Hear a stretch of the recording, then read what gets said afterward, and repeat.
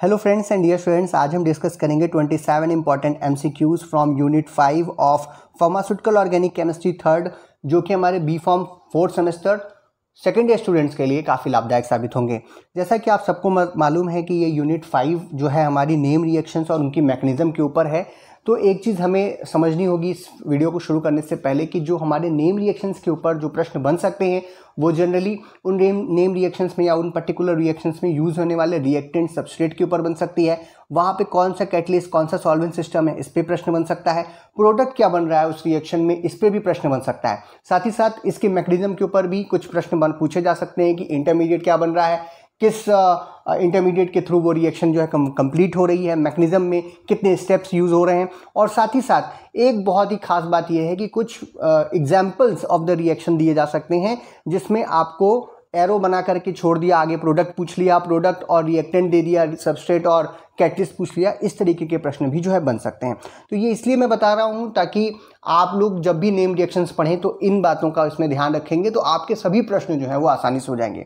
एक बात और ख़ास है कि ये जो हमारे 27 क्वेश्चंस हैं इनके सोल्यूशन और एक्सप्लेनेशन के साथ साथ हम कोशिश करेंगे कि यूनिट 5 की हर रिएक्शन का आपका एक रिवीजन भी हो जाए इस वीडियो को देखने से। तो मैं हूँ डॉक्टर विजय शुक्ला। चलिए शुरू करते हैं। तो आज का जो हमारा सबसे पहला प्रश्न है वो है, in Clemmensen reduction carbonyl compound is treated with, आपके ऑप्शंस हैं zinc amalgam and HCl, sodium amalgam and HCl, zinc amalgam and nitric acid, sodium amalgam and nitric acid. तो ये देखिए इसमें जो हमारी क्लेमेंसन रिडक्शन रिएक्शन होती है, अगर हम उसे ध्यान से देखें तो हमें पता चलता है कि हम किसी भी कार्बोनिल कंपाउंड का, चाहे वो एरोमेटिक हो या एलिफेटिक कार्बोनिल कंपाउंड हो, अगर उनका रिडक्शन करते हैं in the presence of zinc and Hg, ये जो जिंक Hg का सोल्यूशन है इसी को हम लोग जिंक एमलगम के नाम से भी जानते हैं, और इन the presence of aqueous HCl। तो ये जो आपका कार्बोनिल ग्रुप है यानी C+O ग्रुप है, यहाँ से HCl और एक्वस मीडियम से हमारे H यानी कि हाइड्रोजन आयंस आते हैं और एक ऑक्सीजन के पास, एक इस कार्बन के पास जुड़ेंगे, जिसकी वजह से इसका क्या हो जाता है, रिडक्शन हो जाता है और हमें एल्केन्स या हाइड्रोकार्बन्स जो हैं वो पर्टिकुलर हाइड्रोकार्बन्स जो हैं वो एज अ प्रोडक्ट मिलते हैं। इस रिएक्शन को ही हम लोग क्लेमेंसन रिडक्शन के नाम से जानते हैं, यानी इस पर कई सारे प्रश्न बन सकते हैं। और इस प्रश्न का जो उत्तर होगा वो होगा हमारा A, that is zinc amalgam and HCl, क्योंकि जिंक और Hg को एक साथ हम लोग जिंक एमलगम के नाम से जानते हैं। Next question is, hydrocarbons are formed when aldehyde and ketones are treated with amalgamated zinc and concentrated HCl, the reaction is called. देखिए वही रिएक्शन जो अभी हमने देखी थी उसी रिएक्शन के ऊपर इस तरीके से भी प्रश्न पूछा जा सकता है। और ये कौन सी रिएक्शन है, ये हमारी क्लेमेंसन रिडक्शन है।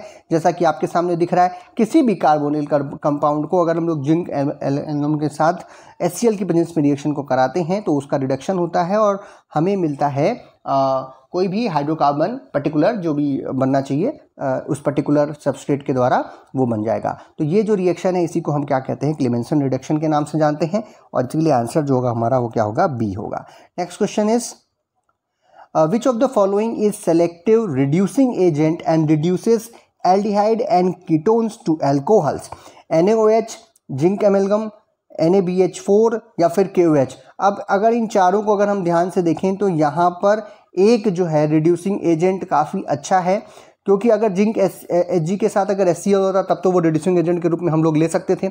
लेकिन प्रश्न में कह रहा है कि एल्डिहाइड और कीटोन्स को अल्कोहल में बदलना है, यानी आइए कुछ ऐसी रिएक्शन होगी जहाँ पर हमारा NaBH4 जो है एक ऐसा मॉलिक्यूल है या एक ऐसा कंपाउंड है सॉरी, जहाँ से हमें जो है हाइड्राइड आयन प्राप्त होते हैं। प्रोटॉन नहीं देता है, ये क्या देता है, हाइड्राइड आयन देता है, जो कि H निगेटिव एक तरीके से हम समझे तो ये होंगे। और ये H निगेटिव आयन्स जो हैं या हाइड्राइड आयन जो हैं वो सीधे उस कार्बन पर अटैक करते हैं, कार्बोनिल कार्बन के, जो कि क्या होता है, स्लाइटली पॉजिटिव होता है, क्योंकि ये निगेटिव आयन्स हैं इसलिए इस पर अटैक करेंगे, जिसकी वजह से एक हमारा रिडक्शन होता है, एक हाइड्रोजन यहाँ पे जुड़ा और नेक्स्ट में स्टेप में जो प्रोटोनेशन होती है जिसकी वजह से हाइड्रोजन जो है वो कहाँ पे जुड़ेगा, ऑक्सीजन पे जुड़ेगा फ्रॉम द वाटर, और आपको एल्कोहल एज अ प्रोडक्ट प्राप्त होता है। ये रिएक्शंस जो हैं वो मेटल हाइड्राइड रिडक्शंस के नाम से भी जानती हैं। और इन सभी ऑप्शंस में से केवल जो हमारा NaBH4 यानी कि C ऑप्शन जो है वो ही हमको हाइड्राइड आयंस प्रदान कर सकता है, इसलिए जो हमारा आंसर होगा वो होगा C। Next question is, which of the following is hydride ion donor. देखिए ये एक प्रश्न आ गया, उसी से रिलेटेड है। NaBH4 है, LiAlH4 है यानी लिथियम एल्युमिनियम हाइड्राइड है, और बोथ या फिर NaOH। देखिए यहाँ पर जो आंसर होगा इस पर्टिकुलर प्रश्न में वो होगा सी, क्योंकि NaBH4 हो या LiAlH4 लिथियम एल्युमिनियम हाइड्राइड, ये दोनों के दोनों जो हैं वो हाइड्राइड आयंस प्रदान करते हैं, मेटल हाइड्राइड्स के तरीके से कार्य करते हैं।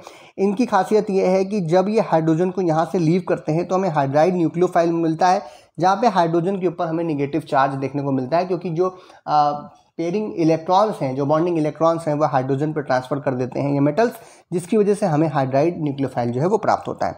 एक चीज़ और बड़ी खास है कि इस तरीके के प्रश्नों में अगर ये पूछ लिया कि पर्टिकुलरली कौन सा ज़्यादा जो है वो हाइड्राइड आयन डोनर हो सकता है, तब हम लोग लिथियम एल्युमिनियम हाइड्राइड का नाम लेते हैं, क्योंकि जो हमारा NaBH4 है वो एक माइल्ड हाइड्राइड डोनर है ये वाला, और जो हमारा लिथियम एल्युमिनियम हाइड्राइड है वो सोडियम ब्रोमो हाइड्राइड से ज़्यादा जो है हाइड्राइड आयन डोनर है, यानी कि वो स्ट्रॉन्ग हाइड्राइड डोनर के रूप में माना जाता है। तो ये भी एक प्रश्न पूछा जा सकता है जिसका आंसर आप कर सकते हैं।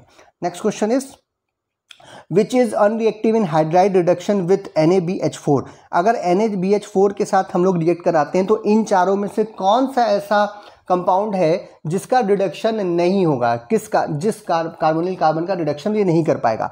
ए को देखिए तो वो एक एल्डिहाइड है, बी को देखिए तो वो एक कीटोन है, डी को देखिए it is also a ketone. हमने कहा एरोमेटिक कीटोन्स हों या एलिफेटिक कीटोन्स एल्डिहाइड्स हों, उनका रिडक्शन बी हमारा सोडियम ब्रोमोहाइड्राइड जो है वो आसानी से कर सकता है। लेकिन हमने अभी भी आपको बताया कि ये एक माइल्ड हाइड्राइड डोनर होता है, इसलिए ये जो स्टर्स हैं उनका जो है रिडक्शन करने में ये असमर्थ है, इतने इसके स्ट्रॉन्ग हाइड्राइड आयन नहीं है कि वो स्टर्स के ऊपर भी अटैक करके उनका रिडक्शन कर पाएँ।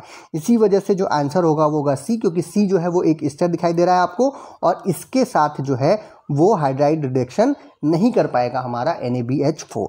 तो ये चीज़ जो है काफ़ी अच्छा क्वेश्चन है, और बाकी सबका करेगा, जो भी एलिफेटिक एल्डिहाइड्स हैं, एलिफेटिक कीटोन्स हैं, एरोमेटिक एल्डिहाइड या एरोमेटिक कीटोन्स हैं, उनका जो है रिडक्शन ये कर सकता है। तो ये आंसर क्या होगा हमारा C. Next question is which is the main reduction product of ethyl 3-oxobutonate with lithium aluminum hydride in ether followed by an aqueous workup। अब देखिए आपके ऑप्शंस में जो है ये चार चीज़ें दी हुई हैं। अब सबसे पहले तो हम लोग स्ट्रक्चर देख लें। अगर इथाइल 3-oxobutonate का, तो हम देख रहे हैं कि यहाँ पर हमें दो कार्बोनिल ग्रुप देखने को मिल रहे हैं। एक तो ये कार्बोनिल कार्बन हो गया, और एक हमारा जो ये स्टर वाला ग्रुप है उसका जो है कार्बोनिल कार्बन। अब जो हमारा लिथियम एल्युमिनियम हाइड्राइड है ये इतना पावरफुल हाइड्राइड आयन डोनर है, जैसा कि अभी हमने पिछले भी क्वेश्चन में देखा था कि ये दोनों कार्बन्स का जो है रिडक्शन कर डालेगा, जो भी कार्बोनिल ग्रुप है उन दोनों का। तो सबसे पहले यहाँ पर अगर अटैक ये करता है तो यहाँ पर एक कार्बन और यहाँ पे एक ऑक्सीजन जुड़ जाएगा, जिसकी वजह से ये अल्कोहल में कन्वर्ट हो जाएगा।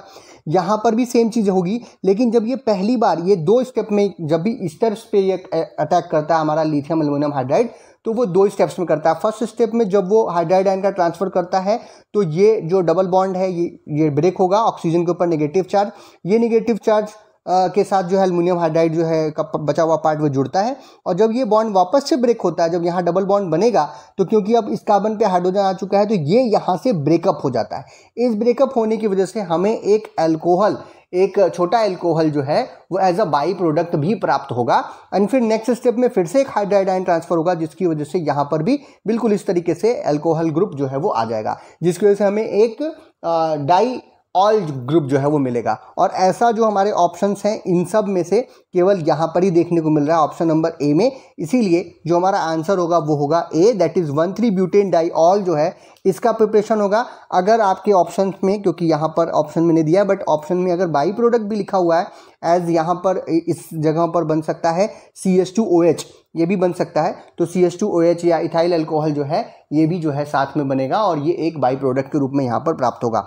और ये ऐसा क्यों हो रहा है? क्योंकि लिथियम एल्युमिनियम हाइड्राइड जो है वो एक पावरफुल हाइड्राइड आयन डोनर है, और इस तरीके की रिएक्शंस में ये जितने भी प्रकार के कार्बोनिल फंक्शनल ग्रुप हैं उन सब को रिड्यूस करने का कार्य जो है ये कर सकता है। Next question is which is the reduction product of N-methyl propanamide with lithium aluminum hydride in ether followed by an aqueous workup sorry. तो अगर इस रिएक्शन को भी देखें, आपके ऑप्शंस आपके सामने ही हैं, तो ये फिर से देखिए, एक बार न्यूक्लियोफिलिक अटैक होता है क्योंकि ये हाइड्राइड आयन प्रदान करता है और किस कार्बन के पास जाएगा, उस कार्बन के पास जो कि कार्बोनिल कार्बन है और इसके ऊपर स्लाइड पॉजिटिव चार्ज होता है, इसके ऊपर ये अटैक करेगा। नेक्स्ट स्टेप में जो हमारा लिथियम आयन है वो क्या नाम है, वापस से अटैक करवाएगा एल्युमिनियम आयंस के ऊपर जो हमारे ऑक्सीजन से उनके साथ, और ये यहाँ पर जुड़ जाएगा कुछ इस तरीके से। नाउ लास्ट में फिर लिथियम Li2Al-H3O ये बाहर निकलेगा और आपको फिर से एक हाइड्राइड आयन का ट्रांसफर होगा, प्रोटोनेशन होगा। इस प्रोटोनेशन की वजह से हमें क्या प्राप्त होंगे, अमीन्स प्राप्त होंगे। यानी जब भी हम कभी एन मिथाइल प्रोपेनामाइड की रिएक्शन जो है या इस प्रकार के एमाइड्स की रिएक्शन अगर हम लोग लिथियम एल्युमिनियम हाइड्राइड के साथ कराते हैं, क्योंकि एमाइड ग्रुप में भी हमें एक कार्बोनिल ग्रुप जो है देखने को मिल रहा है, तो ऐसे कंडीशन में जो प्रोडक्ट बनता है वो क्या बनता है, एमीन बनता है, जैसा कि आपके सामने। तो अब इस प्रश्न से कई सारे प्रश्न बन सकते हैं। पहला तो ये कि ऐसा क्यों हुआ, तो अभी हमने पहले ही बताया कि जो लिथियम एल्युमिनियम हाइड्राइड है वो एक स्ट्रॉन्ग हाइड्राइड आयन डोनर होते हैं, इस वजह से ऐसा हो रहा है। मैकेनिज्म क्या है, मैकेनिज्म आपके सामने ही पड़ी हुई है, और इसमें एक और खास बात दिख रही है कि जो इंटरमीडिएट बन रहा है वो क्या बन रहा है, इमिनियम आयन बन रहा है। तो ये भी प्रश्न में पूछा जा सकता है, इसे हमें याद रखना है। ये किस प्रकार के अटैक करते हैं हमारे सोडियम हाइड्राइड ब्रोमोहाइड्राइड या फिर लिथियम एल्युमिनियम हाइड्राइड, तो ये हमारे सबसे पहले कौन सा करते हैं, न्यूक्लियोफिलिक अटैक करते हैं। ये बात भी जो हमें याद रखनी है। और एक सबसे सिंपल क्वेश्चन है कि अगर एमाइड के ऊपर अटैक करता है लिथियम एल्युमिनियम हाइड्राइड, तो प्रोडक्ट में क्या मिलेगा, प्रोडक्ट में हमें एक एलिफेटिक या एरोमेटिक जो भी पर्टिकुलर है वो एमीन्स के रूप में हमें प्राप्त हो जाते हैं। और ऐसा हमें सिर्फ बी ऑप्शन में होता हुआ दिखाई दे रहा है, इसीलिए जो आंसर होगा वो क्या होगा, बी होगा। Next question is which of the following reagent can not be used with water for the transfer of hydride ion. देखिए ऐसा है कि जब जनरल में हम लोग पढ़ते हैं, शायद मैंने भी जो वीडियो बनाया था वहाँ पे भी हम लोगों ने अल्कोहल और वाटर लगा करके और आपको मैकेनिज्म बता दी थी, क्योंकि मैकेनिज्म समझाना वहाँ पे बेसिक बात थी। लेकिन हम थोड़ा सा जब डीप में देखते हैं तो NaBH4 जो है वो तो वाटर के साथ रिएक्शन करवा सकते हैं हम, NaOH की भी रिएक्शन हम लोग वाटर के साथ कराते हैं, लेकिन ये यहाँ पर हाइड्राइड आयन का ट्रांसफर नहीं होता है NaOH के केस में, तो इसलिए डी ऑप्शन तो वैसे ही बाहर है। लेकिन लिथियम एल्युमिनियम हाइड्राइड जो है वो काफ़ी विग्रस रिएक्शन शो करता है वाटर के साथ। एक बच्चे ने उस पर्टिकुलर वीडियो के पे पूछा भी था, तो मैंने भी वहाँ पे आंसर करने की कोशिश की। जो लिथियम एल्युमिनियम हाइड्राइड है वो वाटर के साथ जब हम रिएक्शन कराते हैं तो काफ़ी विग्रस रिएक्शन हो सकती है, इसीलिए हम जो सॉल्वेंट सिस्टम यूज़ करते हैं वो हम वहाँ पे ईथर यूज़ कर सकते हैं। तो ईथर के प्रेजेंस में लिथियम एल्युमिनियम हाइड्राइड को लेने पर फिर बाद में चल करके उसका वाटर वर्कअप जो है वो किया जा सकता है लास्ट स्टेप में। तो इसलिए जो आंसर होगा वो हमारा क्या होगा, लिथियम एल्युमिनियम हाइड्राइड, क्योंकि यहाँ पे पूछा जा रहा है कि हम किसकी रिएक्शन जो है वो वाटर के प्रेजेंस में नहीं करा सकते। तो लिथियम एल्युमिनियम हाइड्राइड का जो ट्रांसफर है हाइड्राइड आयन का, वो वाटर के प्रेजेंस में नहीं, वो ईथर के प्रेजेंस में कराएंगे। हाँ, उस मैकेनिज्म में हमने लास्ट में जो है दिखाया कि आपको कि वाटर से H+ आ रहा है, प्रोटोनेशन हो रहा है, तो वो हम लास्ट में कर सकते हैं। लेकिन हमें स्टार्टिंग में जो सॉल्वेंट्स हम लेंगे वो क्या लेंगे, ईथर का प्रयोग हमको यहाँ पर करना होगा, वाटर के प्रेजेंस में ये रिएक्शन नहीं करेंगे। Next question is cyclohexanone with NaBH4 और LiAlH4 विल गिव, यानी लिथियम एल्युमिनियम हाइड्राइड या फिर सोडियम ब्रोमोहाइड्राइड के प्रेजेंस में अगर हम लोग साइक्लोहेक्सेनोन की रिएक्शन कराते हैं तो हमें क्या प्राप्त होगा, एक एसिड मिलेगा, एन एल्डिहाइड मिलेगा, एन हेमिकेटल मिलेगा, या फिर कोई अल्कोहल प्राप्त होगा। तो भैया बहुत ही सिंपल चीज़ है, चाहे आप जो भी कार्बोनिल कंपाउंड ले लीजिए, उससे कोई मतलब नहीं है, जो प्रोडक्ट आपका बनेगा वो हमेशा क्या बनेगा, अल्कोहल ही बनेगा। इसीलिए जो आंसर होगा वो हमारा डी होगा, दैट इज अल्कोहल। जब हम लोग कार्बोनिल ग्रुप ले रहे हैं तो कार्बोनिल ग्रुप के ऊपर खास करके एमाइड को छोड़ दीजिए, नहीं तो उसमें तो एमीन बन रहा था, नहीं तो जनरली जैसे यहाँ पे हमने कीटोन लिया है, हेक्सोएनोन जो है वो क्या है, कीटोन है। इसकी रिएक्शन जब हम लोग NaBH4 या फिर लिथियम एल्युमिनियम हाइड्राइड के साथ कराएंगे तो हमको क्या प्राप्त होगा, जो ये C+O ग्रुप है वो अल्कोहल में कन्वर्ट होगा, कार्बन पे एक हाइड्राइड आयन जुड़ेगा, उस पर प्रोटोनेशन होगा ऑक्सीजन पे और आपको अल्कोहल मिलेगा। तो ये इस तरीके के काफ़ी प्रश्न जो हैं वो इस पोर्शन से पूछे जा सकते थे। नेक्स्ट आगे बढ़ते हैं, अगली रिएक्शन हमारी आती है विच रिएक्शन। अब इसके ऊपर देखते हैं, which reduction is done by sodium in NH3 with ROH, potassium in NH3 with ROH, magnesium in NH3 with ROH, यानी कि अल्कोहल, या फिर नन ऑफ द अबव। तो जब हम लोग रिच रिडक्शन पढ़ रहे थे तो हमने देखा कि बड़ी सिंपल सी एक रिएक्शन होती है, जहाँ पर किसी भी एरोमेटिक रिंग सिस्टम में अगर हम लोग सोडियम डालें या लिथियम भी डाल सकते हैं, यहाँ पर एक चीज़ ध्यान रखिएगा, सोडियम या लिथियम में से दोनों में से के प्रेजेंस में रिएक्शन हो सकती है, और इसके बाद उसमें हम लोग अमोनिया की प्रेजेंस में कोई अल्कोहल के साथ इस रिएक्शन को अगर कराते हैं तो अमोनिया जो है वो सोडियम के साथ मिलकर के फ्री इलेक्ट्रॉन्स प्रदान करता है। ये एक खास बात है यहाँ पर इस तरीके की बीच रिएक्शन में ना तो कैटायन बनेंगे ना तो एनायन बनेंगे, मतलब कोई पर्टिकुलर प्रकार के। यहाँ पर जो रिएक्टेंट या जो इंटरमीडिएट बीच में आपका जो रिएक्टिव स्पीसीज बन रहा है वो होता है फ्री इलेक्ट्रॉन, और वो कहाँ से आता है, वो आता है अमोनिया और नाइट्रोजन के साथ होने पर नाइट्रोजन के पास से। और ये जो फ्री आयन है वो कुछ इस प्रकार से रिएक्शन करता है कि आपकी जो बेंजीन है इसका जो है रिडक्शन हो जाएगा। जो आप देखिए कि जो तीन डबल बॉन्ड थे वो 2 डबल बॉन्ड्स पे कन्वर्ट हो जाएंगे और आपको 2 कार्बन्स के ऊपर एक एक्स्ट्रा हाइड्रोजन जो है वो जुड़ जाएगा। देखिए ये हाइड्रोजन्स कहाँ से आ रहे हैं ये भी देखना है। जो NH3 है वो यहाँ पर सॉल्वेंट है, यानी अमोनिया जो है सॉल्वेंट है। इस पर क्या क्या प्रश्न बन सकते हैं, अमोनिया यहाँ पे सॉल्वेंट है, इस पे प्रश्न बन सकता है। जो हाइड्रोजन आ रहे हैं हमारे, जो प्रोटोनेशन हो रहा है, जो रिडक्शन हो रहा है हाइड्रोजन के द्वारा, वो कहाँ से हो रहा है, वो अल्कोहल के द्वारा हो रहा है। और जो टेम्परेचर होती है इस रिएक्शन की वो -80 से लेकर के -30 डिग्री सेल्सियस के बीच में हो सकती है। और ये जो चीज़ है आइस बात के ऊपर करेंगे, क्योंकि इतना माइनस टेम्परेचर लाना काफ़ी मुश्किल है। तो आइस बात में अगर हम इस तरीके की रिएक्शन करते हैं तो बहुत आसानी से ये रिएक्शन हो जाती है।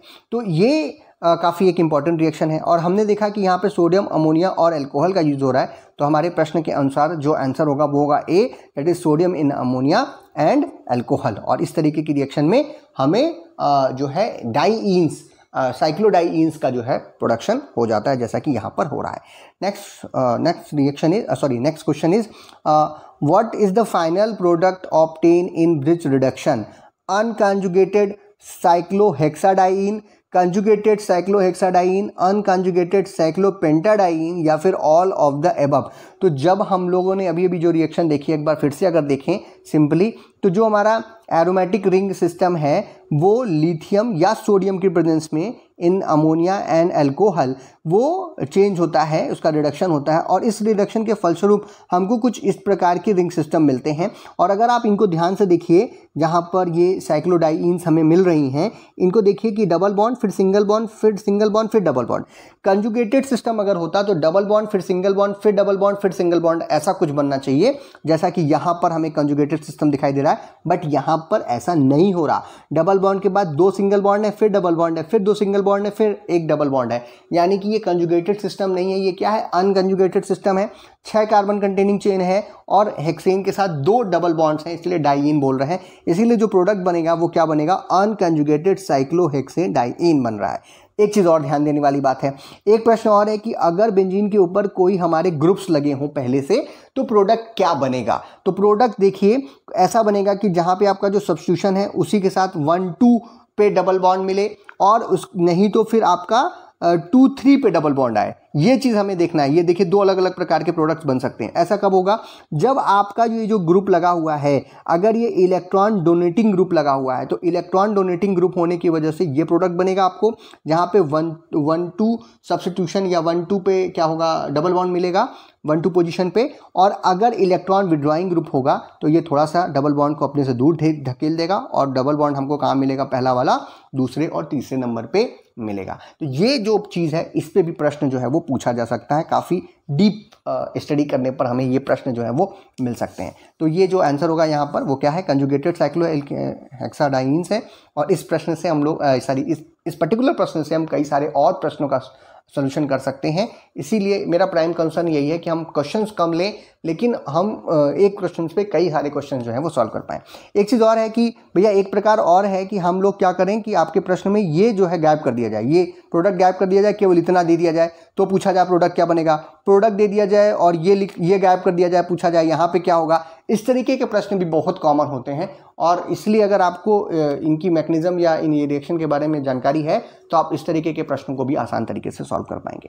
Next question is what is the source of the electron in Birch reduction. अभी हमने देखा जो रिएक्शन हो रही थी उसमें हमने आपको बताया कि एक इलेक्ट्रॉन, सिंपल एक इलेक्ट्रॉन जो है, फ्री इलेक्ट्रॉन, वो मैकेनिज्म के थ्रू जो है रिएक्शन को कराता है। और ये हमने आपको पहले ही बताया कि ये कहाँ से हमें मिलता है, लिक्विड नाइट्रोजन को जो है वो इलेक्ट्रॉन जो है वो फॉर्म करती है सोडियम के ऊपर, इसीलिए जो आंसर होगा वो होगा ए। और लेकिन इसको अगर हम लोग मैकेनिज्म में भी देखें तो जो हमारा सोडियम आयन है लिक्विड अमोनिया में, उसी के ऊपर जो है वो हमें एक नेगेटिव चार्ज इलेक्ट्रॉन या एक फ्री इलेक्ट्रॉन हमें प्रदान करता है और ये अटैक करता है, और इस अटैक होने की वजह से हमें एक रेडियल एनायन प्राप्त होता है। ये भी एक प्रश्न बन सकता है कि इंटरमीडिएट क्या बन रहा है, तो हम कहेंगे रेडियल एनायन बन रहा है। ये रेडियल एनायन जो है वो एलाइल रेडिकल्स में कन्वर्ट होता है, जहाँ पर रेजोनेंस हमें देखने को मिलती है, और लास्ट में चल करके फिर हमें एक और इलेक्ट्रॉन मिलेगा, और इस इलेक्ट्रॉन के अटैक की वजह से हमारा रिडक्शन जो है वो कंप्लीट होता है। तो ये जो टोटल होल सोल जो मैकेनिज्म दिख रही है उससे ये पता चलता है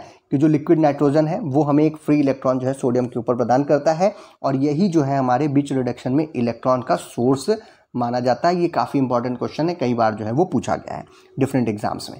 next question is under Wolff-Kirchner reduction conditions the conversions which may be brought about are cyclohexanone into cyclohexane, benzaldehyde into benzyl alcohol, benzophenone into diphenyl methane, या फिर नन ऑफ द एबव। तो अगर हम लोग वोल्फ-किर्चनर रिडक्शन की बात करें तो ये काफ़ी फेमस रिएक्शन है जो कि हम लोगों के एल्केन्स बनाने के काम में आती हैं, यानी एल्केन्स की जो सिंथेसिस है उसमें भी हम लोग पढ़ सकते हैं इसको कि ये रिएक्शन का एप्लीकेशन क्या है। एप्लीकेशन है भैया कि हम लोग एल्केन बना सकते हैं इससे। पहली चीज़, अगर इस रिएक्शन का एक एग्जांपल देखें तो यहाँ पर जो प्रश्न है उसी के हिसाब से चलते हैं कि हमने साइक्लोहेक्सेनोन लिया और उसकी रिएक्शन जो है हाइड्रोजीन के साथ अगर इसकी रिएक्शन कराई एसिड के प्रेजेंस में, तो ये साइक्लोहेक्सेन डाइइन हाइड्राजीन में कन्वर्ट होता है, एंड ये फिर हाइड्राजीन जो कन्वर्ट हो रहा है या एक इंटरमीडिएट जो बन रहा है, इसका फिर हम लोग इन द प्रेजेंस ऑफ KOH या NaOH उसको हीट करते हैं तो वो हमें साइक्लोहेक्सेन प्रदान करता है, और नाइट्रोजन जो है एज अ बाई प्रोडक्ट यहाँ से निकलता है। तो क्योंकि ये किसी भी कीटोन को या हाइड्राजीन को ये कन्वर्ट कर सकता है हमारे एल्केन्स के अंतर्गत या हाइड्रोकार्बन्स के अंतर्गत, और ऐसी रिएक्शन को हम लोग क्या कहते हैं, वोल्फ-किर्चनर रिडक्शन कहते हैं। क्योंकि ये साइक्लोहेक्सेनोन का एग्जाम्पल लिया आपने, इसीलिए वो साइक्लोहेक्सेन में कन्वर्ट होगी, और इसीलिए जो आंसर होगा वो क्या होगा, ए होगा। तो इस पर भी काफ़ी सारे प्रश्न जो हैं वो बन सकते हैं। Next question is the Wolff-Kirchner reduction reduces carbonyl compound 2। अब जैसा भी हमने देखा ये काफ़ी आसान हो गया। वोल्फ-किर्चनर रिडक्शन का अगर हम रिडक्शन करते हैं कार्बोनिल कंपाउंड्स का, तो वो क्या करता है, चाहे हम जो भी ले लें। अगर हम लोग देखिए यहाँ पर हमने एसिटोफिनोल ले लिया, ये भी एक प्रकार का क्या है, कार्बोनिल कंपाउंड है। एक हमने साइक्लोपेंटेनोल ले लिया, ये भी कार्बोनिल कंपाउंड है। अभी साइक्लोहेक्सोनेन देखा, ये भी कार्बोनिल कंपाउंड है। एक प्रश्न ये भी बनता है कि इसमें कौन सा रिएजेंट हम यूज़ करते हैं, तो आप बोलेगा हाइड्रोजीन यूज़ करते हैं, और साथ ही साथ जो है हम लोग यहाँ पर कोई भी बेस यूज़ कर सकते हैं, जैसे NaOET ले लिया, NaOH ले लिया, KOH ले लिया, इनकी प्रेजेंस में ये रिएक्शन हो जाती हैं। लेकिन जो प्रोडक्ट बन रहा है, हर बार देखिए प्रोडक्ट क्या बन रहा है, हमें हाइड्रोकार्बन्स प्राप्त हो रहे हैं या एल्केन्स जो है प्राप्त हो रही हैं, क्योंकि यहाँ पर साइक्लो एल्केन्स रखी हैं, साइक्लो कार्बोनिल कंपाउंड ले रखे हैं, इसीलिए यहाँ पर साइक्लो एल्केन्स के रूप में प्राप्त हो रहे हैं। एलिफेटिक लिया होता तो एलिफेटिक जो है एल्केन्स जो है हमें वो प्राप्त हो जाती हैं। इसीलिए जो आंसर हो क्या होगा, वो होगा B, that is hydrocarbon. Next question is the mechanism of Wolff-Kishner reduction involves the formation of a derivative alcohol, sigma complex, hydrazone या फिर पाई कॉम्प्लेक्स। तो अभी हमने देखा, फिर से एक बार देख लेते हैं कि जब हम लोग किसी भी कीटोन एल्डिहाइड की रिएक्शन कराते हैं in the presence of hydrazine, तो ये हाइड्राजीन जो है वो हाइड्राजोन जो है हमें प्रदान कराता है। ये हाइड्रोजन का स्ट्रक्चर कुछ इस प्रकार से होता है, जहाँ पर ऑक्सीजन को रिप्लेस करके नाइट्रोजन डबल बॉन्ड बनाता है कार्बन के साथ, और एक NH2 इस पे जुड़ा होता है। इसे हम क्या कहते हैं, हाइड्राजोन। ये hydrazone in the presence of any base वापस में इसका रिडक्शन होता है, और फिर हमें क्या मिल जाती है, पर्टिकुलर एल्केन जो है वो प्राप्त होती है। इसीलिए जो आंसर होगा वो क्या होगा, सी, दैट इज हाइड्रोजन। तो हर प्रकार के प्रश्न हम लोग ले रहे हैं ताकि आपको आइडिया लगे कि अगर इंटरमीडिएट बन रहा है रिएक्शन के बीच में, उससे भी जो है प्रश्न जो है वो पूछा जा सकता है on the basis of mechanism. Next question is by product क्या बनता है, ये भी एक प्रश्न है, तो नाइट्रोजन बनता है। Acetone undergo reduction with hydrazine in the presence of NaOH KOH to form propane, this reaction is known as। अब देखिए यहाँ पर एक पूरा रिएक्शन आपको दे दिया और पूछ रहा है कि ये किसका एग्जाम्पल है, तो ये वही है एसीटोन, यानी कि कोई भी कार्बोनिल कंपाउंड ले लिया जिसकी रिएक्शन हाइड्रोजीन के साथ कराई। याद रखिए हाइड्रोजीन यूज हो रहा है, इसका मतलब कि ये कौन सी रिएक्शन हो सकती है, वोल्फ-किर्चनर रिडक्शन। और फिर इन the presence of NaOH KOH यानी बेस डाल रहे हैं ताकि वो कन्वर्ट हो जाए किसमें, हाइड्रोकार्बन्स में या एल्केन्स में, जो कि यहाँ पे बन रहा है प्रोपेन। इसीलिए जो है ये किसका एग्जाम्पल है, ये है हमारे वोल्फ-किर्चनर रिडक्शन का एक बहुत ही अच्छा एग्जाम्पल है, इसीलिए आंसर क्या होगा? C. Next question is ketones are prepared by which of the following name reaction. अब हमें कीटोन्स बनानी है तो हम किस रिएक्शन के द्वारा बना सकते हैं?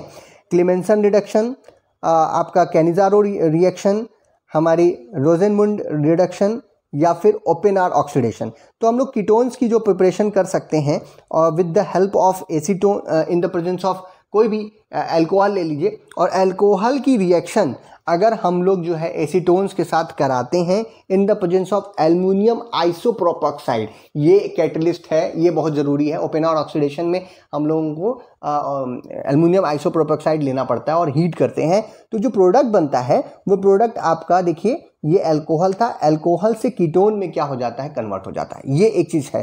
तो ये अल्कोहल का क्या हो गया? ऑक्सीडेशन हो गया। और जो एसीटोन ली थी एज अ सॉल्वेंट, वो एसीटोन का क्या हो गया? यहाँ पर देखिए रिडक्शन हो गया। तो ये दोनों चीज़ हो रही होती है। अब ये जो प्रोडक्ट्स बने हैं, यानी कि अगर हम लोग इसी को उल्टा करें तो ये मर्विन पॉन्ड्रॉफ-वर्ली रिडक्शन के रूप में जानी जाती है, जहाँ पर हम लोग aluminium tertiary butoxide as a catalyst use करते हैं, और किसी भी कीटोन की रिएक्शन किसी अल्कोहल के साथ जब कराते हैं और उसका कन्वर्जन हो, यानी उल्टा हो जाए, अल्कोहल का क्या हो जाए? यहाँ पर ऑक्सीडेशन हो जाए, और कीटोन का अगर जो है रिडक्शन हो जाए, तो जो प्रोडक्ट होते हैं, यानी कीटोन जो है वो अल्कोहल में चेंज हो जाएगी, अल्कोहल कीटोन चेंज होगी। ये दोनों रिएक्शंस में होता है।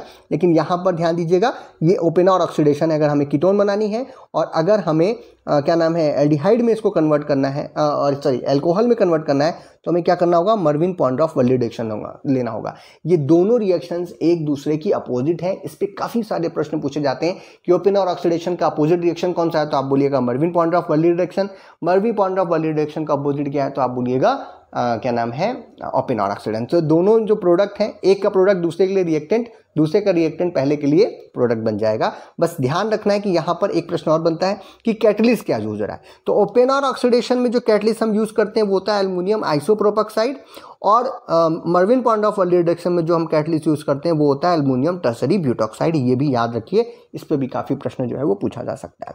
नेक्स्ट क्वेश्चन इज द डकिन reaction allows the preparation of dash dash dash, किसका प्रिपरेशन कर रही है?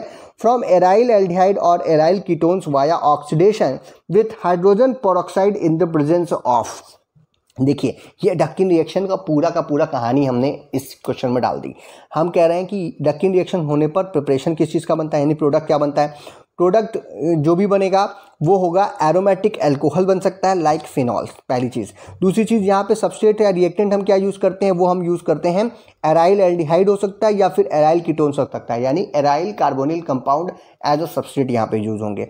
इनका ऑक्सीडेशन होता है, ये हमारी मैकेनिज्म हो गई।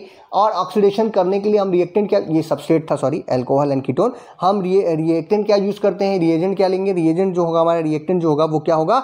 हाइड्रोजन पेरोक्साइड होगा। H2O2 की प्रेजेंस में ये रिएक्शन होती है, और इस ऑक्सीडेशन के फलस्वरूप जो लास्ट में जो हमें लास्ट स्टेप में जो हम लोग लेते हैं वो हम लेते हैं कोई भी बेस, जैसे कि KOH या NOH के बेस के प्रेजेंस में ये रिएक्शन को कंप्लीट करते हैं, और ये रिएक्शन कुछ इस प्रकार की हमको दिखाई देती है। देखिए ये हमारा एक एरोमेटिक एल्डिहाइड या कीटोन हो सकता है। इसकी रिएक्शन हमने पहले ऑक्सीडेशन करी, और ऑक्सीडेशन जो है हम फर्स्ट स्टेप में किसके साथ करते हैं? H2O2 के साथ, और फिर सेकेंड स्टेप में हम लोग यहाँ पर NaOH या KOH डाल देते हैं। तो हमें जो है ये यहाँ से ब्रेक डाउन होगा, इस पर हमको क्या मिलेगा? अल्कोहल मिलेगा, और साथ ही साथ एक जो है एसिड या कार्बोक्सिलेट आयन या सॉल्ट प्लस एसिड जो है अल्कोहल जो है ये हमें प्राप्त होता है। तो एरोमेटिक अल्कोहल जो है वो मेन प्रोडक्ट है, और बाई प्रोडक्ट के रूप में एसिड या कार्बोक्सिलेट आयन या फिर कार्बोक्सिल सॉल्ट जो है वो हमें प्राप्त हो सकता है। ये भी एक चीज़ याद रखने वाली बात है, इस पर भी प्रश्न पूछा जा सकता है। इसीलिए जो आंसर होगा D, that is aromatic alcohol like phenol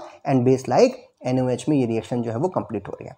next question is in this reduction stereospecifically alkynes reduce to. अगर हम लोग एरोमेटिक कंपाउंड्स में बिच रिएक्शन बहुत देखा है, हमने भी आपको रिएक्शन जब पढ़ाई थी तो हमने एरोमेटिक ही बताया था, लेकिन जो हमारे एलिफेटिक एल्कीन्स हैं या एरोमेटिक एल्कीन्स हैं उन पे ऊपर भी जो है बिच रिडक्शन का प्रयोग किया जा सकता है। और ऐसे कंडीशन में जो ट्रिपल बॉन्ड है हमारे एल्कीन्स में उसका रिडक्शन होता है, यानी एक डबल बॉन्ड जो है वो खत्म हो जाता है और वो फिर एल्कीन्स में एल्काइंस जो है वो एल्कीन्स में कन्वर्ट हो जाती हैं। तो एल्काइंस एल्कीन्स में जब कन्वर्ट होती हैं तो ये बहुत ही सिंपल सी चीज़ है कि हम लोग स्टीरियोकेमिस्ट्री क्योंकि पढ़े हैं पहली दूसरी यूनिट में, तो हमें ध्यान रखना होगा कि कौन सा एल्कीन बन रहा है, सिस बन रहा है, ट्रांस बन रहा है, या फिर दोनों बन रहा है। तो ये बड़ा ध्यान से देने वाली बात है, क्योंकि बिच रिडक्शन जब भी होता है तो कुछ इस प्रकार से होता है कि जैसे मान लीजिए ये एल्काइंस हैं जहाँ पे दो, ये तो एक सिग्मा पाई बना हुआ है और एक जो पाई बॉन्ड और है जिसे हम ट्रिपल बॉन्ड के रूप में जानते हैं, उसके ऊपर पहले क्या होता है, अटैक होता है, और इस बिच रिडक्शन में जो अमोनिया और सोडियम हमने लिया था वहाँ से जो फ्री इलेक्ट्रॉन आता है वो इसको ब्रेक डाउन करता है। इसके ब्रेक डाउन होने की वजह से ये जो आर आपके लगे थे वो कुछ ट्रांस पोजीशन में क्या हो जाते हैं, जो आर ग्रुप लगे हुए हैं वो कहाँ जाएंगे, ट्रांस पोजीशन में सेलेक्ट हो जाते हैं। अब पूरी रिएक्शन बिल्कुल वैसे ही चलती है जैसा कि मैकेनिज्म हम लोग पहले देखे थे, और जब हमें प्रोडक्ट मिलता है एल्कीन्स के रूप में तो हम देखते हैं कि जो आर हैं, जो कि बड़े ग्रुप हैं, बल्कि ग्रुप हैं, वो दोनों एक दूसरे के अपोजिट साइड में जाकर के सेट हो जाते हैं, और इसीलिए जो प्रोडक्ट बन रहा है उसे हम क्या कहेंगे, ट्रांस एल्कीन्स के रूप में जानेंगे। इसीलिए जो आंसर होगा वो होगा B, that is trans alkenes बनती हैं जब हम लोग बिच रिडक्शन करते हैं किसी भी एल्काइंस का, और ये एक स्टीरियो स्पेसिफिक रिएक्शन का एक काफ़ी अच्छा एग्जांपल हो सकता है जो आप यूनिट 2 में आपने पढ़ी थी। Next question is guaiacol and benzene diols alkoxyphenols are the synthetic application of. देखिए ये तीनों एग्जाम्पल जो हैं, जैसे बेंजीन डाइऑल तो आप जानते हैं, एल्कोक्सीफिनॉल्स भी आप जानते हैं, लेकिन हाँ शायद ग्वेकाकॉल नहीं जानते होंगे, this is the structure of guaiacol. और ये जो है, देखिए ध्यान से देखिए कि यहाँ पर जो प्रोडक्ट बन रहा है वो क्या बन रहा है, एल्कोहल। कौन सा, एरोमेटिक एल्कोहल, एरोमेटिक या एराइल एल्कोहल ये भी है, एरोमेटिक एराइल एल्कोहल का एग्जाम्पल ये भी है। और ये तब कब बन सकता है, जब हम लोग यहाँ पर क्या करेंगे, बिच रिडक्शन जो है वो डक्किन रिडक्शन जो है वो करेंगे। डक्किन रिएक्शन के प्रेजेंस में ही वो कन्वर्ट कर देता है हमारे एरोमेटिक एल्डिहाइड या कीटोन्स को, किसमें, एरोमेटिक एल्कोहल्स में। तो एरोमेटिक एल्कोहल बनाना ही क्या कहलाएगा, हमारे डक्किन रिएक्शन का एप्लीकेशन कहलाएगा। ये एप्लीकेशन पे भी कुछ प्रश्न पूछे जा सकते हैं, इसलिए आप इसका एग्जांपल ले सकते हैं। एक चीज़ और है, इसी एप्लीकेशन पे जो हमारी नेम रिएक्शंस हैं कुछ खास, उनके अगर हम लोग एप्लीकेशंस देखें तो क्लीमेंसन रिडक्शन का काम है कि वो हमें एल्केन्स प्रदान करती है। वोल्फ-किर्शनर रिडक्शन का भी काम है कि वो हमें एल्केन्स प्रदान करती है। ये इसके क्या है, एप्लीकेशंस है। डक्किन रिएक्शन जो है वो हमें एरोमेटिक एल्कोहल्स प्रदान करती है, जैसा कि यहाँ पर हम लोग देख रहे हैं। और बिक रिडक्शन जो है वो हमें साइक्लोडाइईन्स अगर चाहिए, या डाइईन्स या एल्कीन्स हमको बनानी है, तो हम लोग उसका प्रयोग जो है वो कर सकते हैं। तो ये सब क्या है, एप्लीकेशन है डिफरेंट नेम रिएक्शंस पे, जिस पे भी प्रश्न बनाए जा सकते हैं। Next question is conversion of ketoxime to N substituted amides is known as, this reaction is known as. एक चीज़ और ध्यान देनी है कि जो कीटोजाइम है और एन सब्स्टिट्यूटेड एमाइड्स हैं, ये दोनों एक दूसरे के स्ट्रक्चरल आइसोमर्स होते हैं। इस पर भी प्रश्न बन सकता है। तो अगर एक आइसोमर का दूसरे आइसोमर में कन्वर्जन हो रहा है तो इस तरीके की रिएक्शन को हम क्या कहेंगे, रीअरेंजमेंट कहेंगे। सिंपल चीज़ तो ये है, ये किसका एग्जाम्पल हुआ, रीअरेंजमेंट का। अब बस खाली ये देखना है कि ये कौन सा रीअरेंजमेंट है। तो अगर हम इस रिएक्शन को ध्यान से देखें तो ये हमारी ऑक्सीम है, जो कि एक हमारे कीटोजाइम का एक एग्जाम्पल है। और इसमें ये जो पीएच ग्रुप लगा हुआ है कार्बन पे, जो क्या नाम है, एरोमेटिक रिंग या फिर आप कह रहे हैं बेंजीन रिंग जो लगी हुई है, ये अगर यहाँ से शिफ्ट हो जाए नाइट्रोजन के पास और हाइड्रोजन शिफ्ट हो जाए किसके पास, कार्बन के पास, तो ऐसी कंडीशन में, या ऑक्सीजन जो है वो शिफ्ट हो जाए किसके पास, ऑक्सीजन कार्बन के पास, तो ऐसी कंडीशन में आप देख रहे हैं ग्रुप का इंटरचेंज हो रहा है। कहने का मतलब रीअरेंजमेंट हो रहा है पूरा का पूरा मॉलिक्यूल, और यहाँ से चला हुआ मॉलिक्यूल जो है वो किस में कन्वर्ट हो गया, हमारा एक एन सब्स्टिट्यूटेड एमाइड्स में जाकर के कंप्लीट हो रहा है। तो ये जो चीज़ें हैं, या जो फिनाइल ग्रुप है वो कहाँ चल गया, नाइट्रोजन के ऊपर आ गया। तो ये जो रीअरेंजमेंट हुआ ये कहलाता है हमारा बैकमैन रीअरेंजमेंट के रूप में। और इसमें भी काफ़ी जो इंपॉर्टेंट चीज़ें हैं वो इसी क्वेश्चन में हम लोग अगर सॉल्व कर लें तो काफ़ी अच्छा है। एक चीज़ ये है कि यहाँ पे मैकेनिज्म के बीच में क्या होता है, हम कहते हैं 1-2 शिफ्ट होती है। यहाँ पर देखिए एक ग्रुप जो है दूसरे ग्रुप में जो है शिफ्ट हो रहा है, और ये स्लो स्टेप्स होता है, ये भी ध्यान देना है। यही स्टेप क्या है, हमारा सेकंड स्टेप जो है जहाँ पे 1-2 शिफ्ट हो रही है, इसे हम क्या कहते हैं, रेट डिटरमाइनिंग स्टेप के रूप में रख सकते हैं। रेट डिटरमाइनिंग स्टेप पे भी कई क्वेश्चन आते हैं। एक चीज़ और है, लीनियर नाइट्रेनियम आयन जो है एज अ इंटरमीडिएट यहाँ पर बन रहा है, ये भी हमें ध्यान देना होगा। और जब भी कन्वर्जन होगा कीटोजाइम का एन सब्स्टिट्यूटेड एमाइड्स में इन the presence of any acidic medium या वाटर के प्रेजेंस में, तो इस तरीके के रिएक्शन को हम लोग क्या कहते हैं, बैकमैन रीअरेंजमेंट के नाम से जानते हैं। और ये काफ़ी इंपॉर्टेंट एक रिएक्शन हो सकती है। Next question is in Beckmann rearrangement conversion of ketoxime to N substituted amides takes place with, कौन सा रिएजेंट एग्जैक्टली यूज करते हैं हम लोग। ठीक है, या कैटलिस्ट हम कह सकते हैं, कैटलिस्ट या सॉल्वेंट सिस्टम हम क्या यूज़ करते हैं, H2SO4 और PCl5 in water, HCl with water, NaCl और NaOH with water, zinc amalgam with NaOH। देखिए बहुत ही सिंपल सी चीज़ है कि बैकमैन रीअरेंजमेंट को एसिडिक कंडीशन में हम लोग लेते हैं और एसिड का जहाँ पे जो एग्जाम्पल दिखाई दे रहा है खास करके वो है H2SO4 या PCl5। तो H2SO4 या PCl5 दोनों में से कोई एक को ले लीजिए इन वाटर में, और ये जो प्रोडक्ट बनेगा वो हमारा एन सब्स्टिट्यूटेड एमाइड्स में कन्वर्ट कर देगा किसको, कीटोजाइम को। और ये 1-2 शिफ्ट जो है वो रेट डिटरमाइनिंग है, याद रखिएगा, इस पर भी काफ़ी प्रश्न पूछा गया है। इसीलिए जो आंसर होगा वो हमारा ए होगा, यानी H2SO4 और PCl5 दोनों में से कोई एक with water. Next question is carboxylic acid react with azide in acidic conditions to give amide, this reaction is known as। जब हम लोग किसी भी कार्बोक्सिलिक एसिड की रिएक्शन एजाइड्स के साथ कराते हैं, किसी भी एजाइड्स के साथ हम लोग करा सकते हैं और HCl के प्रेजेंस में कराते हैं, एसिडिक कंडीशन में कराते हैं, तो वो हमें एमीन्स के रूप में प्रोडक्ट मिलता है। जैसे कि रिएक्शन में आपके सामने ये देखिए एक कार्बोक्सिलिक एसिड है, इस कार्बोक्सिलिक एसिड की रिएक्शन हमने एसिड के प्रेजेंस में इस एजाइड के साथ कराई। एजाइड क्या होता है, N3 को हम RN3 क्या कहलाता है, एजाइड कहला सकता है। तो इसके साथ जब हम रिएक्शन कराते हैं तो हमें क्या मिलता है, एमीन्स मिलता है। ये जो R ग्रुप है, that R group will be transferred to this nitrogen, और एक नाइट्रोजन जहाँ से N2 जो है वो बाहर निकलेगा बाई प्रोडक्ट रूप में, इस नाइट्रोजन पे ये R आ जाएगा और आपको क्या मिलेगा, एक एमीन्स जो है वो प्राप्त हो जाएंगे, एमाइंस जो है वो प्राप्त होंगी। ये जो है कहाँ पे होता है, इस्केमिडेट रिएक्शंस में, या इसे हम इस्केमिडेट रीअरेंजमेंट भी बोल सकते हैं, क्योंकि यहाँ पर कार्बोनिल कार्बन से R ग्रुप जो है वो नाइट्रोजन पे शिफ्ट हो रहा है, या फिर रोजलैंड रिडक्शन, हॉफमैन रीअरेंजमेंट, या फिर बैकमैन रीअरेंजमेंट। तो ये भी एक रीअरेंजमेंट टाइप की रिएक्शन है, लेकिन इस रिएक्शन को हम लोग इस्केमिडेट रीअरेंजमेंट या इस्केमिडेट रिएक्शन के अंतर्गत रखते हैं, जो बाई प्रोडक्ट बनता है in the case of carboxylic acid. अच्छा ये भी ध्यान रखना है, यहाँ पे कार्बोक्सिलिक एसिड हो या फिर कार्बोनिल ग्रुप हो, कार्बोनिल कंपाउंड हो, जैसे कीटोन एल्डिहाइड, दोनों थोड़ा अलग तरीके से प्रोडक्ट्स जो है प्रदान करते हैं। तो कार्बोक्सिलिक एसिड क्या देता है, ये भी एक प्रश्न है, एमीन देता है। और बाई प्रोडक्ट क्या बनते हैं यहाँ पे, नाइट्रोजन और कार्बन डाइऑक्साइड। तो जब यहाँ से नाइट्रोजन निकलेगा और यहाँ से क्या निकलेगा भैया, कार्बन डाइऑक्साइड जो है ये भी बाहर निकलता है, ये याद रखना है।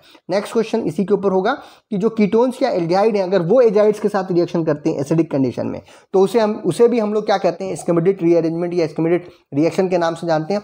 लेकिन ऐसे कंडीशन में प्रोडक्ट क्या बनता है, एमाइन बनता है, जैसा कि कार्बोक्सिलिक एसिड केस बन रहा था, या फिर एमाइड बनता है, या कार्बोक्सिलिक एसिड बनता है, या एल्कोहल। तो आइए इसका भी एग्जाम्पल देखते हैं। जब डिफरेंट रिएजेंट्स की रिएक्शन हम लोग जब एजाइड्स के साथ कराते हैं, HNS3 जैसे हमने लिया है, तो डिफरेंट प्रोडक्ट्स बनते हैं। खास करके जब हम लोग यहाँ पर देखिए हमारे कीटोन्स या एल्डिहाइड के साथ अगर हम लोग रिएक्शन कराते हैं एजाइड्स की, तो जो प्रोडक्ट बनता है वो एमाइड्स बनते हैं, ना कि एमीन बनते हैं। क्या बनते हैं, amides. But in the case of carboxylic acid ये क्या बन रहा था, एमीन्स बन रहा था। और अगर हम लोग एल्कीन्स के साथ रिएक्शन कराते हैं तो नाइट्रोजन के साथ ऑक्सीन्स जो है वो हमें प्राप्त double bond nitrogen and carbon containing compound जो है वो यहाँ पर बनेंगे। तो इसीलिए जो यहाँ पर ये प्रश्न है इसमें काफ़ी चीज़ें, इस्केमिडेट रिएक्शन किसके साथ कराते हैं, तो आपके रिएजेंट्स सबस्ट्रेट क्या क्या हो सकते हैं, कार्बोक्सिलिक एसिड भी हो सकता है, कीटोन भी हो सकता है, एल्डिहाइड भी हो सकता है, या फिर एल्कीन्स भी हो सकते हैं। अब अगला है कि ये किस कंडीशन में कराते हैं, तो आप बोलिएगा एसिडिक कंडीशन में कराते हैं। रिएक्टेंट क्या है यहाँ पर, तो वो होगा हमारा एजाइड होंगे। और प्रोडक्ट क्या बनेगा, तो जब कीटोन्स एल्डिहाइड के साथ रिएक्शन कराएंगे तो क्या बनेगा, एमाइड्स बनेंगे, और कार्बोक्सिलिक एसिड के साथ कराएंगे तो क्या बनेगा, एमीन बनेगा। और इस केस में, सिर्फ इस केस में जो हमारा बाई प्रोडक्ट निकलता है, चाहे वो एल्कीन के केस में हो या कीटोन और एल्डिहाइड के केस में हो, वहाँ पे सिर्फ नाइट्रोजन निकलता है। कार्बोक्सिलिक एसिड के केस में कार्बन डाइऑक्साइड भी निकल रहा था। तो ये इतनी बातें अगर आपको आती हैं तो इससे रिलेटेड कई सारे प्रश्न जो हैं वो आप सॉल्व कर सकते हैं। Next question is a ketone or an aldehyde holding an alpha hydrogen reacts with an aromatic carbonyl compound which does not have any alpha hydrogen to give alpha beta unsaturated aldehyde. This reaction is, देखिए ये जो reaction है ये Klaasen इस्केमिडेट condensation के अंतर्गत आती है। जैसे हम लोग एग्जांपल ले लें, यहाँ पर देखिए दो चीज़ों का होना बहुत जरूरी है। पहला, ये हमारे पास एक एलोफैटिक कार्बोनिल कंपाउंड होगा जो कि कीटोन या एल्डिहाइड हो सकता है, और ऐसा होगा जिसके पास अल्फा हाइड्रोजन हो। जैसे कि इस कार्बन के जस्ट बगल वाला carbon, this CH3 is known as alpha carbon और इस पे हाइड्रोजन जो हैगा वो ऐसे हम क्या कहेंगे, अल्फा हाइड्रोजन। दूसरा जो हमारा एक सबस्ट्रेट है वो क्या है हमारा, यहाँ पर एक एरोमेटिक कार्बोनिल कंपाउंड है, एल्डिहाइड या कीटोन हो सकता है, जिसके पास अल्फा हाइड्रोजन नहीं होगा। यहाँ पे अल्फा हाइड्रोजन नहीं है क्योंकि यहाँ पे अल्फा कार्बन उपलब्ध नहीं है, इस वजह से अल्फा हाइड्रोजन नहीं, क्योंकि यहाँ पे सीधे बेंजीन रिंग लगी हुई है। अब ऐसे कंपाउंड के साथ अगर आप लोग जो है रिएक्शन करा रहे हैं, अल्फा, अगर मान लीजिए इसको हम लोग अल्फा कार्बन कह भी दें जिससे ये जुड़ा हुआ है, तो उस पर हाइड्रोजन बचा ही नहीं, एक ही हाइड्रोजन होता है जिसको सब्स्टिट्यूट करके ये कार्बोनिल कार्बन लगा हुआ है, इसीलिए यहाँ पे अल्फा हाइड्रोजन नहीं है। तो इन दोनों को जब एक साथ रिएक्शन कराते हैं in the presence of NaOH और इसे हीट करते हैं, तो जो प्रोडक्ट बनता है वो देखिए क्या मिलेगा आपको, ये C डबल बॉन्ड O, इसके बगल वाला कार्बन अल्फा, ये beta, alpha beta unsaturated carbonyl compound मिल सकता है। एल्डिहाइड या कीटोन दोनों बन सकते हैं, यहाँ पे कीटोन बन रहा है, एल्डिहाइड भी बन सकता है। और इस तरीके की रिएक्शन को ही हम लोग कैल्शियम स्किमेटेड कंडेंसेशन के रूप में जानते हैं। कुछ लोग कंफ्यूज हो सकते हैं कैल्शियम कंडेंसेशन से। कैल्शियम कंडेंसेशन जो होता है वो स्टर्स के साथ होता है, लेकिन कैल्शियम स्किमेटेड कंडेंसेशन जो होता है वो अल्फा हाइड्रोजन कंटेनिंग एल्डिहाइड या कीटोन की रिएक्शन किसी एरोमेटिक एल्डिहाइड या कीटोन्स के साथ कराते हैं। और ये अगर ध्यान दीजिए तो ये एक प्रकार का एल्डोल कंडेंसेशन ही है, लेकिन इसे हम लोग क्रॉस्ड एल्डोल कंडेंसेशन कह सकते हैं, क्योंकि यहाँ पर हम लोग एक अल्फा वाले को बिना अल्फा कार्बन वाले कार्बोनिल कंपाउंड के साथ करवा रहे हैं और दूसरा एक एरोमेटिक ले रहे हैं और एक अल्फेटिक ले रहे हैं। ये खास बात भी प्रश्न के रूप में पूछी जा सकती है। Next question is Claisen Schmidt condensation involves formation of an aldol by enolate and intermediate followed by dehydration, elimination of water, both या फिर नन। तो क्लासेन स्किमेटेड रिएक्शन जो है हमारी अगर हम देखें तो दो स्टेप्स में होती हैं। फर्स्ट स्टेप में क्या होता है कि यहाँ पर जो आपने NaOH या KOH डाला था वो अटैक करता है, हाइड्रोजन को यहाँ से लेकर चला जाता है, जिसकी वजह से एक इनोलेट आयन का फॉर्मेशन होता है। ये इनोलेट आयन जो है वो अटैक करता है हमारे सेकेंड जो कार्बोनिल ग्रुप हमारे पास प्रेजेंट है उसके ऊपर, और ये दोनों जब आपस में जुड़ते हैं तो वाटर के साथ जो है हाइड्रोजन को लेंगे, प्रोटोनेशन होता है। इस प्रोटोनेशन की वजह से हमें जो प्रोडक्ट मिलता है वो क्या होता है, एल्डोल, जो जैसा कि एल्डोल कंडेंसेशन में हमें मिल रहा था।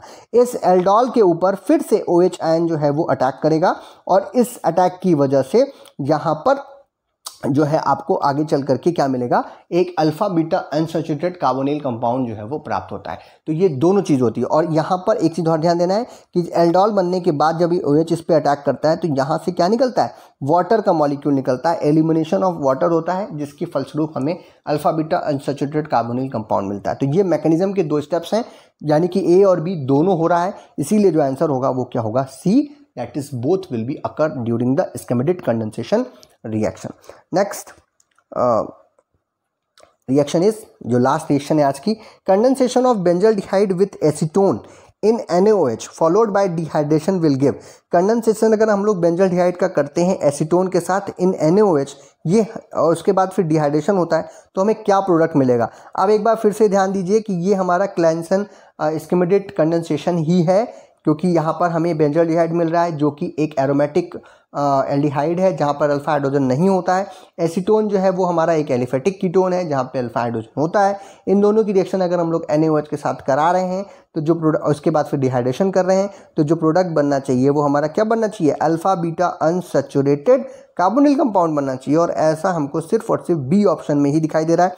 और इस रिएक्शन को हम लोग ध्यान से भी देख सकते हैं कि पहले हमारा जो एसीटोन था वो इनोलेट आयन में कन्वर्ट हुआ, देन फिर वो अटैक किया इस हमारे बेंजल्डिहाइड के ऊपर, वो बेंजल्डिहाइड ने वाटर से प्रोटोनेशन हुआ, हमको क्या मिला, एल्डोल मिला।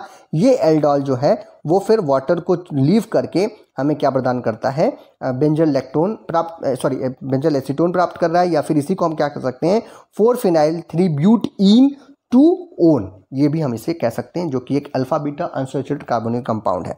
और ये किसका एग्जाम्पल है, ये हमारा क्लासेन स्किमेटेड कंडेंसेशन का एग्जाम्पल है। तो यहाँ पर कई सारे जो प्रश्न अभी हमने देखे मेन नेम रिएक्शंस के ऊपर, इन सब जो आपके सिलेबस में थी उन सारी रिएक्शंस के ऊपर है।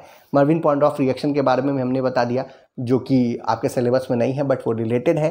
क्लासेन कंडेंसेशन के बारे में भी बताया जो कि रिलेटेड है, लेकिन इस पे भी प्रश्न जो है वो बन सकते हैं। अब ये सारे प्रश्न अब यही पेपर में आएंगे ऐसा हमारा नहीं कहना है। हम ये कह रहे हैं कि अगर आप इतना रिवीजन आप कर रहे हैं और इतना सारी चीज़ें आपको मालूम है तो ज़्यादातर प्रश्नों को सॉल्व करने में आपको मदद हो सकती है, ये हम कर रहे हैं। और इस तरीके के और भी प्रश्नों के ऊपर आप प्रैक्टिस जो है वो किताबों से या इंटरनेट से या आप अपने खुद से ही कर सकते हैं। ये हमारा प्राइम मोटो है। हमारा ये नहीं कहना है कि ये 27 क्वेश्चन आपने पढ़ लिए और यही 27 क्वेश्चन आपको पेपर मिलने वाला है। तो इस दोनों चीज़ों में थोड़ा सा अंतर है, इसको थोड़ा सा ध्यान में रखिएगा। तो ये थे हमारे 27 क्वेश्चंस फ्रॉम द यूनिट 5 और इसी के साथ हमारा जो फार्मास्यूटिकल ऑर्गेनिक केमिस्ट्री थर्ड है उसका पूरा का पूरा सिलेबस खत्म होता है। यूनिट 1 से लेकर के यूनिट 5 तक में कुछ यूनिट्स हमने कई पार्ट में बनाई थी, जैसे यूनिट 4 जो है वो 3 पार्ट में बना था। अगर ये वीडियोज़ आपको पसंद आए हों तो आप हमारे चैनल को लाइक कीजिए, इस वीडियो को लाइक कीजिए, चैनल को सब्सक्राइब कीजिए, अपने शेयर कीजिए अपने फ्रेंड्स में अगर आपको ये एक्सप्लेनेशन इसका समझ में आया हो तो। और अगर आप चैनल पर नए हो तो ज़रूर उसको सब्सक्राइब कर लीजिए ताकि इस तरीके के और वीडियो जो हम डालने वाले हैं वो आपको समय प्राप्त हो जाए। अगर आपके कोई सजेशंस हैं, आपके कोई प्रश्न हैं तो आप कमेंट बॉक्स में लिख सकते हैं, जिसको हम लोग आंसर करने की कोशिश करेंगे। हम लोग कोशिश करते हैं कि सभी प्रश्नों का उत्तर दिया जाए और इसका जो PDF का लिंक है वो जल्द ही आपको मैं प्रोवाइड करा दूंगा, जिसको आप लोग डिस्क्रिप्शन से देख सकते हैं और डाउनलोड करके अपने पास रख सकते हैं। वीडियो को देखने के लिए पुनः बहुत बहुत धन्यवाद।